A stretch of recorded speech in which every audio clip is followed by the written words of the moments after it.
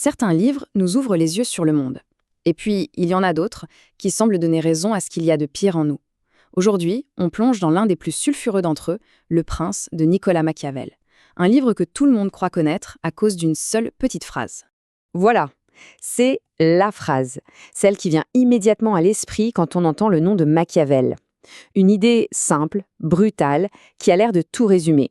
C'est devenu le symbole même d'une politique froide, calculatrice, sans morale. Et pourtant, c'est là que ça devient intéressant. Cette citation si célèbre, eh bien Machiavel ne l'a jamais écrite. On peut chercher dans tout Le Prince, dans ses autres écrits, dans ses lettres. Elle n'y est pas, nulle part. Alors, comment est-ce possible? Comment une idée qu'il n'a même pas formulée mot pour mot a pu lui coller à la peau à ce point et définir tout son héritage? C'est ce qu'on va démêler ensemble. Bon, soyons clairs, s'il n'a pas écrit la phrase telle qu'elle, l'esprit, lui, est bien là. L'idée générale transpire de son œuvre. Et c'est de là qu'est né ce mot qu'on connaît tous, le machiavélisme. En gros, cette idée qu'on peut tout se permettre pour arriver à ses fins. Et ça lui a forgé une réputation, disons, assez sombre, presque diabolique. Mais avant de juger, il faut comprendre le contexte. Pour vraiment piger Le Prince,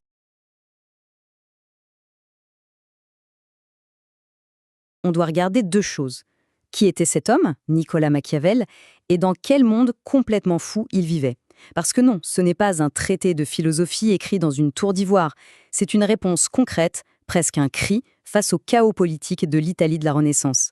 La vie de Machiavel, c'est un vrai scénario de film.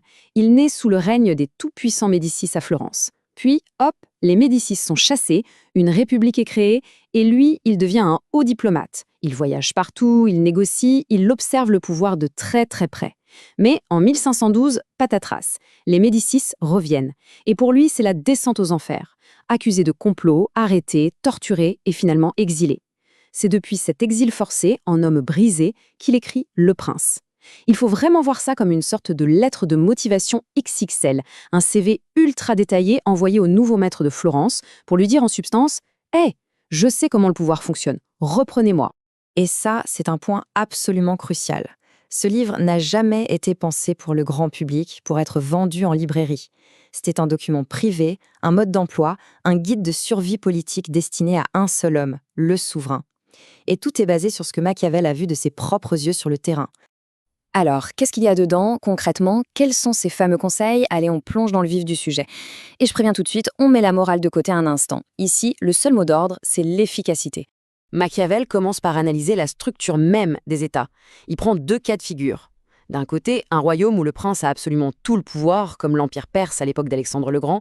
Pour le conquérir, c'est une galère pas possible. Mais une fois que le chef est tombé, c'est facile à garder. De l'autre côté, un royaume comme la France de l'époque, avec un roi, mais aussi plein de nobles puissants. Là, c'est facile d'y mettre un pied, il suffit de corrompre un noble. Par contre, pour garder le contrôle, bon courage. Il y aura toujours un autre noble pour se rebeller. Bref, la structure même du pouvoir vous dicte la stratégie. Alors, imaginons qu'un prince conquiert un territoire qui était libre avant. Machiavel lui donne 3 options. Et elles sont, disons, radicales. La plus sûre, selon lui, le raser, le détruire, carrément. Pourquoi une telle brutalité? C'est simple et c'est glaçant. Pour effacer le souvenir même de la liberté. Plus de souvenirs, plus de révolte. Les autres options sont d'aller y vivre soi-même pour tout surveiller ou d'y mettre un gouvernement fantoche à sa solde. Sur ce point, Machiavel est intraitable. La base d'un État solide, c'est son armée. Mais attention, pas n'importe laquelle. Une armée de citoyens, des gens du pays qui se battent pour leur patrie. Les mercenaires, il les méprisait. Pour lui, c'était la pire des faiblesses. Des soldats payés qui ne sont loyaux qu'à l'argent. Par définition, on ne peut pas compter sur eux. Il a vu des cités-États italiennes s'effondrer les unes après les autres à cause de ça. Là, on entre vraiment dans la partie la plus sombre du manuel. La logique de Machiavel est d'une froideur absolue. Pour qu'un nouveau pouvoir soit stable, l'ancien doit être éradiqué. Et quand il dit éradiquer, il ne plaisante pas. Il ne s'agit pas juste de chasser l'ancien roi, non, il faut éliminer toute sa lignée. Parents, enfants, petits-enfants, tout le monde. Son raisonnement, aussi terrible soit-il, est implacable. Un seul héritier qui survit, c'est une étincelle en puissance pour une future rébellion. On arrive maintenant au cœur du réacteur, la partie la plus célèbre, la plus citée et la plus controversée de tout le livre, la psychologie du souverain et sa relation avec le peuple. C'est la grande question. Un dirigeant doit-il être quelqu'un de bien ou doit-il être capable du pire pour réussir? Attention, parce que la réponse de Machiavel va complètement à l'encontre des siècles de pensée morale. Pour expliquer son idée, Machiavel utilise une image hyper célèbre, celle des animaux. Il dit qu'un prince doit être à la fois lion et renard. Le lion, c'est pour la force brute, la puissance qui effraie les ennemis. Et le renard, c'est pour la ruse, la finesse, la capacité à déjouer les pièges et surtout à savoir mentir et rompre ses promesses quand la survie de l'État l'exige. Et voilà la clé de sa pensée. Le prince ne doit pas être bon, il doit paraître bon. C'est toute la différence. La vertu, la religion, l'honnêteté, tout ça c'est une boîte à outils pour son image publique. Il doit jouer le rôle à la perfection, mais être prêt, en coulisses, à faire tout le contraire si la situation l'exige. C'est le théâtre du pouvoir. L'apparence est plus importante que la réalité. Et ça nous amène à la question, la plus célèbre de toutes, celle que tout le monde connaît. Vaut-il mieux être aimé ou craint? Idéalement, les deux bien sûr, mais s'il faut choisir. La réponse de Machiavel est tranchante. Il est beaucoup, beaucoup plus sûr d'être craint qu'aimé. Pourquoi? Parce que l'amour, c'est un lien fragile. Les hommes, dit-il, sont égoïstes par nature, et ils briseront ce lien à la première occasion. La peur, en revanche, elle est maintenue par la crainte du châtiment, et cette crainte, elle ne disparaît jamais. C'est donc une base bien plus solide et bien plus fiable pour asseoir son pouvoir. Mais attention, ça ne veut pas dire qu'il faut être un tyran sanguinaire en permanence. Non, Machiavel est plus subtil. Il fait une distinction très importante entre deux types de cruauté.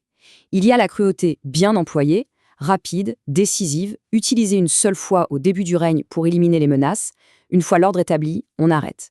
Et il y a la cruauté mal employée, celle qui dure, qui augmente, qui devient imprévisible. Et celle-là, elle ne crée pas la peur, elle crée la haine. Et la haine, c'est le carburant des révolutions. Dernier grand dilemme du prince, la question de l'argent et de l'image. Faut-il se montrer généreux pour être populaire ou au contraire être très économe? Encore une fois, tout est dans la psychologie et la gestion des attentes. Machiavel met en garde. Un prince trop généreux au début crée une habitude. Le peuple en demandera toujours plus et ça mènera l'État à la ruine. La bonne stratégie, c'est l'inverse. Il faut distiller les bienfaits au compte-gouttes. Comme ça, chaque faveur est appréciée à sa juste valeur et ça maintient le peuple dans un état de dépendance et de gratitude. Alors, après tout ça, on peut se poser la question, pourquoi? Pourquoi est-ce que ce petit livre, écrit il y a 500 ans par un politicien au chômage, nous fascine et nous dérange encore autant aujourd'hui? En résumé, s'il faut retenir quelque chose, c'est que Le Prince est le premier grand manuel de politique réaliste, une politique débarrassée de ses illusions morales. Il nous dit que la stabilité de l'État passe avant tout. Pour ça, un leader doit être à la fois fort comme un lion et rusé comme un renard, et comprendre que la peur est un levier bien plus fiable que l'amour. Au fond, sa valeur aujourd'hui, ce n'est pas de nous dire comment agir, mais de nous montrer, sans phare, les mécanismes bruts du pouvoir. Et tout ça nous laisse avec une question essentielle pour notre époque. Si on retire le costume de la Renaissance, que reste-t-il du prince? Une analyse froide mais lucide du pouvoir, toujours valable aujourd'hui? Ou bien un manuel dangereux qui justifie les pires tyrannies? La réponse, finalement, n'est peut-être pas dans le livre, mais dans la façon dont les dirigeants du monde entier continuent ou non de l'appliquer chaque jour.